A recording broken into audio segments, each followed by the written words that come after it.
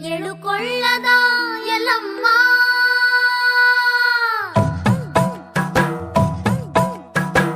ಎಳುಕೊಳ್ಳದ ಎಲ್ಲಮ್ಮ ನಿನ್ನ ಕಥೆಯ ಹೇಳುತ್ತೀವಿ ಕೇಳಮ್ಮ.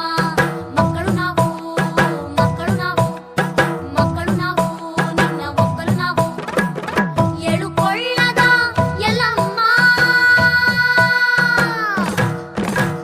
ಕಾಶ್ಮೀರದ ರಸ ರೇಣುಕಾ ರಾಜನಿಗೆ ಮಕ್ಕಳಿಲ್ಲದಿರಲು ಮಹರ್ಷಿಗಳ ಮಾತಿನಂತೆ ಯಜ್ಞವಾಯಿತು.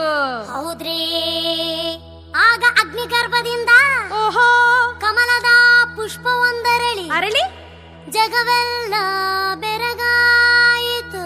ಓಹೋ ಉಧೋ ಉಧೋ ಉಧೋ